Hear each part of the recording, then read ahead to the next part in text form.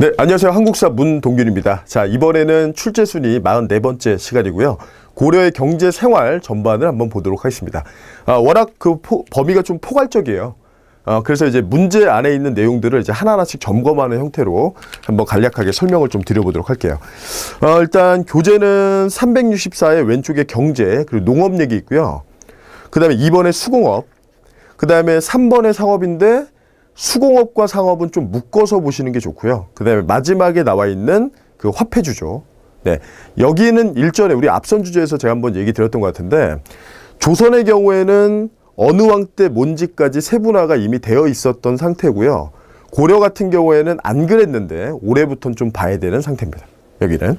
자, 그래서 그렇게 보시면 되겠고, 대표 문제를 깔아놓고 그 다음에 앞으로 돌아오면서 설명을 드리도록 할게요. 네, 그럼 대표 문제는 5번 문제인데요. 요거는 2010년 국가직 9급 문제인데 난이도는 낮아요. 근데 지문들이 고르게 배열되어 있어서 제가 선정을 했습니다. 자, 볼게요. 자, 고려시대 경제활동에 대한 설명으로 옳지 않은 것은 나 있고요. 전기에는 관청, 소수공업 중심으로 발전했다. 자, 이거는 자, 고려를 봤을 때 전기가 있고 그 다음에 고려를 봤을 때 후기가 있는데 수공업은 어떠냐.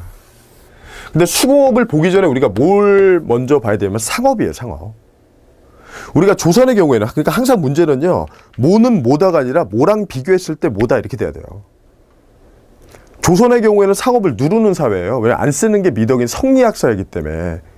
근데 고려는 얘기가 다른 게요. 고려는 상업 발달에 관심이 있어요. 그래서 결과론적으로 보면 어떠냐. 고려는 전기랑 후기를 쭉 끊어봤을 때 전기는 상업 발달을 하고 싶어 한다. 근데 전기는 조금 눌려 있더라. 근데 후기 때는요, 발전상이 나타난다는 거죠. 관심이 있는데 왜 발전 못하나요? 그럼 아직 경제 규모가 그만큼이 못 된 거예요. 그럼 생각해보면 상업 발전이 안 하면 물건이 안 팔린다는 거죠. 그 물건이 팔린다는 얘기는요, 안 팔릴 때는 물건을 많이 필요로 한 데가 국가밖에 없는데 물건이 이제 팔리기 시작해요, 후기는. 그러면요, 이제는 민간에서 물건을 만들어서 판매를 하는 거죠. 이게 수공업이랑 이어지는 거예요. 혹시 개념 정리가 잘못되신 분들이 있으면요, 관청 수공업은 국가에서 물건을 만들고요, 주도해서. 그리고 그걸 국가가 쓰는 겁니다, 이건. 국가가. 이거를 파는 게 아니에요. 자, 그리고 관청에다 소수공업이 발달한다라는 게 이제 전기 쪽이고요. 그 다음에 후기에 상업이 발달하면 이제는 민간에서 물건을 만든다. 그리고 사원수공업도 더 발전한다. 요게 이제 특징이 되는 거죠. 근데 사원수공업의 발달 같은 게 그렇게 좋은 얘기는 아닌 게요. 이 당시 권문세족과 연계된 그 승려들, 사찰들이요, 백성을 노비로 만들어서 뭐 술 같은 걸 생산해요. 술, 소금 이런 것들. 네, 그래서 1번 지문은 맞고요. 정답은 2번 지문에 금방 갈리는데 촌락 중심 발달이 아니라 당연히 도시 중심이죠. 그 다음에 세 번째는 이제 대외무역 관련된 얘기죠. 네, 요 대외무역 관련돼서는 주의할 걸 제가 찍어드릴게요. 자, 고려랑 무역할 때 최대 교역국이 누구냐면 송나라예요, 송나라. 근데 우리가 정치사를 보면요, 송나라가 원래 어디 있었냐면 여기 화가죠.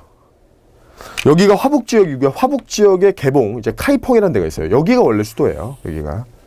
근데 우리나라 오른쪽에서 성장한 금나라가 거란을 깨고, 요 나라를 깨고 이자겸한테 4대 요구를 수용받은 다음에 그대로 건너가서 송을 깨죠.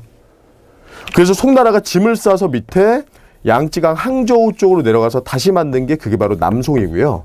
그래서 고려의 최대 교역국은 송인데 무역의 루트가 전기 때는 왜 산둥반도 쪽으로 왔으면 나중에는 양쯔강 쪽으로 간다는 거. 이런 변화 보세요.